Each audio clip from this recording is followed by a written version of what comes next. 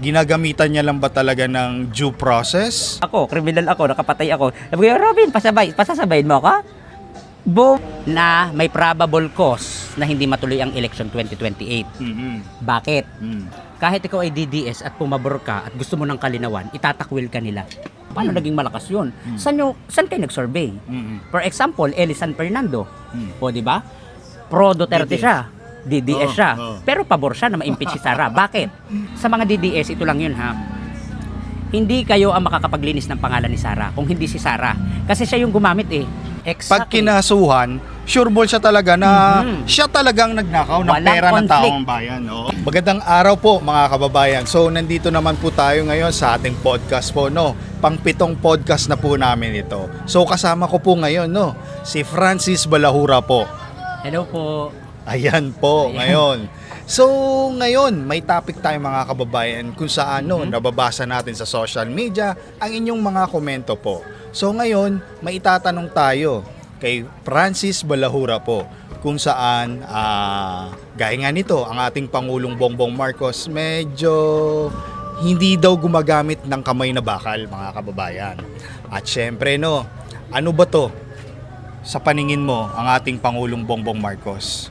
Ginagamitan niya lang ba talaga ng due process or may iba pa siyang technique para masugpo ang mga pugante sa Pilipinas? The number one is talagang dapat gamitin natin yung due process. Meron kasi tayong batas na dapat sinusunod. Gumagawa tayo ng batas para maipatupad ng tama o ma-implement ang bawat batas.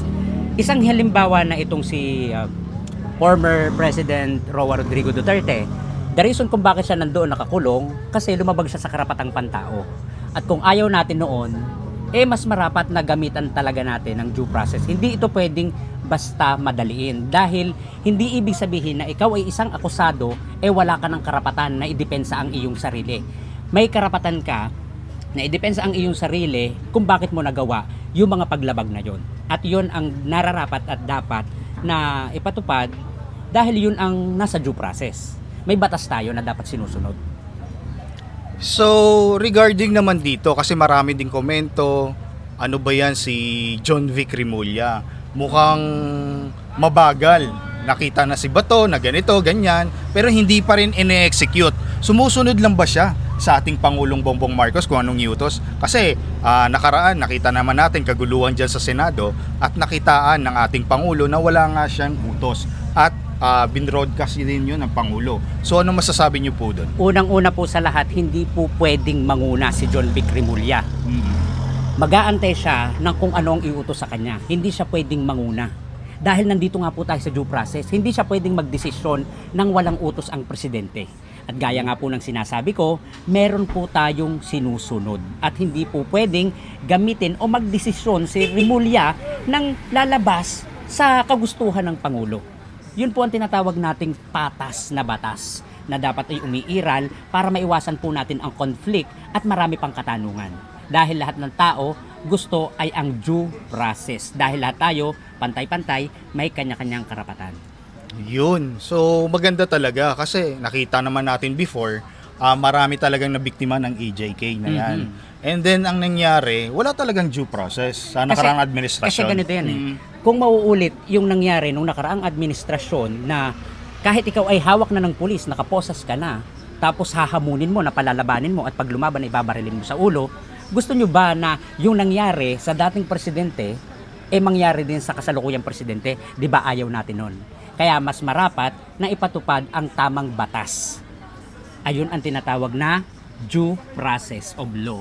Yun. So, ayun mga kababayan, narinig naman po natin. So, gusto naman talaga natin may justice, may due process na tinatawag. Kung tutuusin, mas maganda yung mabilisan. Pero Mabilisan. ano yung in fact? Oo. 'Di ba? Lalabagin natin o parang tatanggalan na natin ng karapatan ang tao na mabuhay, kumbaga. 'Di ba? Mas maganda kung mabilis. Pero dapat nasa due process pa rin. Yes. 'Yun ang pinaka-importante. Okay. So, ano ang use ng batas natin kung hindi naman susundin, Exactly. di ba? Huwag na tayong gumawa ng batas. Oo. Kung magdidesisyon na rin tayo. Oo nga eh. 'Di ba? Kaya nga tayo gumawa ng batas para may sundin. Pero kung hindi natin 'to susundin, para saan yung batas na ginawa? True. Kailangan sundin natin kung ano yung rules para hindi tayo nagkakaroon ng sasabihin natin na lumabag ka, Oo. tapos sasabihin nyo bakit ang bagal. Mm. Hindi ganun yun eh. Mas mabilis magsalita kung wala ka sa sitwasyon. Pero kung ikaw nandun sa sitwasyon, hindi mo kayang gawin yan. Huwag kang magmagaling. Yun. So, ganun din pala nangyayari ngayon sa flood control projects Exactly. na mga skandalo na yan. Ang issue naman sa flood control, ito issue sa flood control, hindi natin kaagad ito pwede tayo mag-overthink eh. Kasi maikukonsidera natin ito na ito ay chismis. Issue lang. Kasi mas mabigat ang timbang ng ebidensya kaysa akusasyon. Kahit sino pwede mong sabihin magnanakaw ka. Kahit sino pwede mong sabihin na mamamatay ka. Pero ang pagbabasihan natin dito, yung tibay ng ebidensya. Wala pong nakukulong at hindi po kaso ang akusasyon. Ang kaso po ay ang ebidensya. No, bago ka mag-file ng kaso, kailangan magpakita ka muna ng matibay na ebidensya para tanggapin yung kaso na ipapile mo. Hindi ka pwedeng mag-file ng akusasyon lang. Ang tinitingnan dito at ang pinagbabatayan dito ay tibay ng ebidensya, hindi tibay ng akusa. Habang ikaw ay nag-aakusa at wala kang ebidensya, mananatili kang sinungaling sa mata ng batas. Yun. So, yung pala sinabi ng Pangulo, dapat sure ball siya doon. Exactly. Pag kinasuhan, sure ball siya talaga na siya talagang nagnakaw ng Walang pera ng conflict. taong bayan. Oo. Kahit sino pwede mo sabihin magnanakaw. Pero mananatili kang sinungaling hanggat wala kang matibay na ebidensya. For example, sinasabi ng mga DDS, magnanakaw si PBBM. Oo. Pwede kitang pakinggan pero hindi kita pwedeng paniwalaan. Bakit? true. Nasaan ang ebidensya mo? Yes. May resibo ka?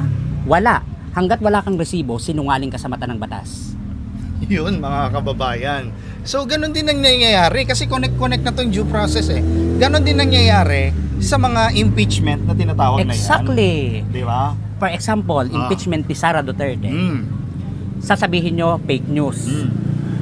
Ibig sabihin, yung ipinababalik sa kanya na 448 million, fake news yun. Sinasabi nyo na malinis sa COA, pero mismong COA ang naglabas ng report na may kailangang ibalik si Sara na 448 million. Sino paniniwalaan namin? Yung hindi sumasagot o yung nagtatanong at may binabawi? At hindi pa nagpapaliwanag. Ang isang taong hindi nakakapagpaliwanag, aminado yan na may mali. Dahil si Sara Duterte lang ang makakapaglinis ng kanyang pangalan, hindi kayo mga DDS. Yes. Yun lang yun. Oo nga. Napaka-basic. Yes. Kasi, Kung walang mali, mabilis ipaliwanag. Kung walang mali, may resibo. Ibig sabihin, hindi siya sumasagot kasi may mali.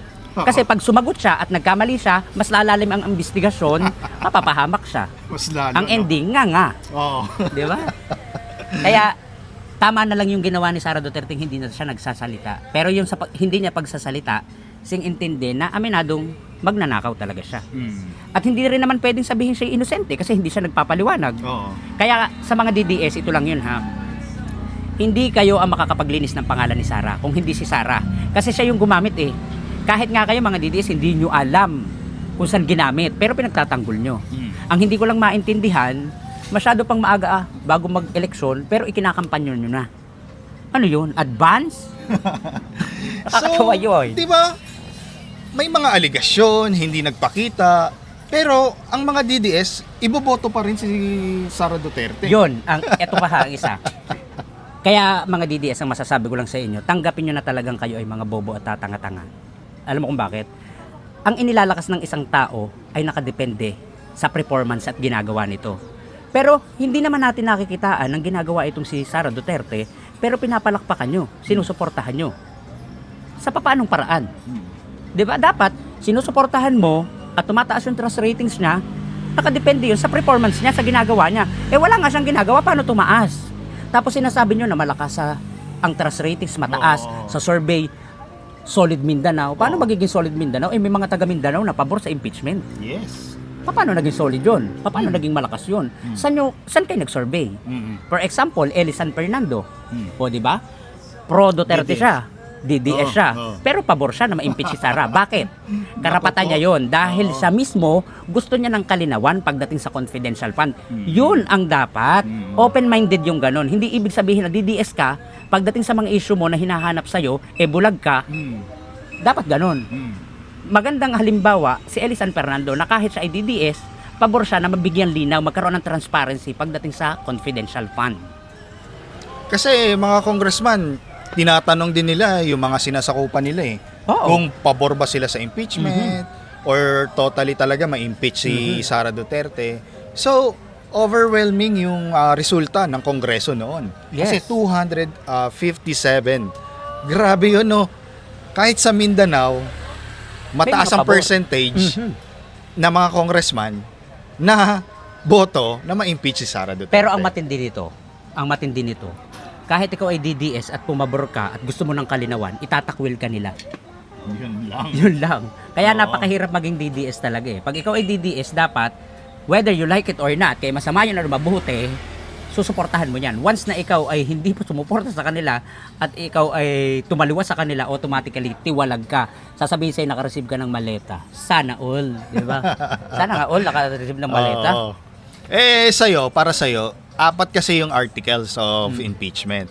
Anong pinakamalakas sa'yo doon? Yung pagbanta sa Pangulo, yung sale niya, yung impeachment, yung panunuhol niya, or yung tinatawag natin na 6.7 billion peso? Kasi para sa akin, isa lang yung pipiliin dapat, no? Pero Oo. pare-pareho ng bigat eh. Mm. Nasa isang kategorya ng pagsisinungaling. 'Di ba? Sabi niya yung ini-interview natin mga pag kababayan. unang-una yung pagbabanta niya, sinabi niya joke lang, which is kasinungalingan. Oo. Seryoso niyan sinabi yun eh. Mm. Tapos yung sa SALE nila, kasinungalingan. Mm.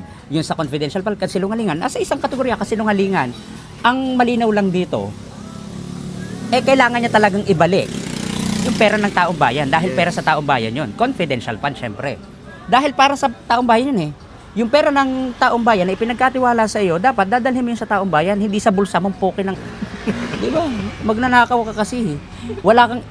Ito ha, linawin ko lang sa inyo mga DDS ha, walang impeachment kung walang magnanakaw. Oo. Kung walang ninakaw si Sara, walang impeachment. Ayun lang yun, napakalinaw. Sagutin, ipaliwanag ng mabuti, ayusin, walang impeachment. Oo. O, di ba? Ganun lang yun. Sagutin ng maayos, ipaliwanag, magpakita ng mga resibo kung saan ginamit. Mm. O tapos, ang impeachment. Yes. Bakit kailangan pang gamitan ng mga posisyon ng mga senador na yan? Oo. Hindi na kailangan ng mga senador na yan, hindi na kailangan ni Sara ng tagapagtanggol. Ang kailangan lang ni Sara Duterte ay resibo. Resibo lang. Papel lang yun. Ipaliwanag niya, idetalye niya Kung saan na tama niya. ginastos. Oo, tama ang paggamit niya. Oo. Oo, di ba? Ito pa ha, nakakatawa. Oo. Nakakatawa ito. Pinagpipilitan talaga ng mga DDS na sa tama ginamit ang confidential fund. Ginawa pang Kasi daw sinungaling ang confidential COA. daw. Oo. Hindi po, alam po namin ang ibig sabihin ng confidential. Ibig sabihin, sikreto. Pero hindi po ibig sabihin ng sikreto, wala ng karapatan na hingan siya ng resibo. Dahil pagdating sa budget, ang pinakamakapangyarihan ay ang COA. Kaya yan ay confidential or hindi confidential. Once na nakitaan ng COA ng maling paggamit, whether you like it or not, kailangan mo magpasa ng resibo.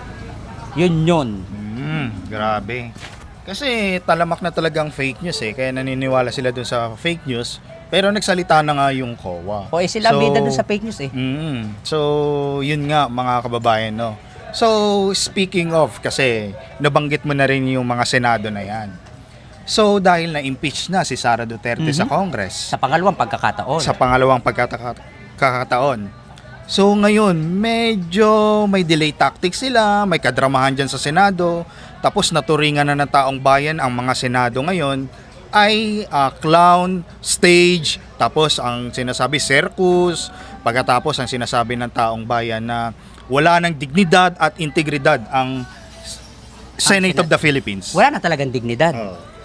Isipin mo ha, kung ordinaryong tao kaya ang ganon, gagawin din kaya nila yon na pagpoprotekta, na gagawa rin kaya sila ng mga eksena para protektahan at itakas? Oh. Wala, hindi, syempre. O ibig sabihin, nararapat lang talaga na si Digong ay litisin dun sa International Criminal Court. Bakit? Kasi dito, kung lilitisin yan, gagamitan lang ng posisyon. 'Di ba? Mababaliko, yung tama ay magiging mali at yung mali ay magiging tama. The reason nga kung bakit ito talaga si Bato ay dapat ipadala rin dun sa dahig. Kasi kung dito yan, hindi pa man nagkakaroon ng hearing kay Bato de la Rosa, meron ng manipulation, may pagbabaliko na. Paano pa kaya kung dito lilitisin yan? 'Di ba? Tama. Kasi ang nangyayari, dami ng eksena eh. Marami talagang eksena. Nililito na talaga nila. Hindi pa man wala pa man sa hearing si Bato ha. May protection na. Ay paano pa kung nasa hearing? Oo. 'Di ba? Oh, di ba? Tapos sasabihin nyo dito litisin si Digong.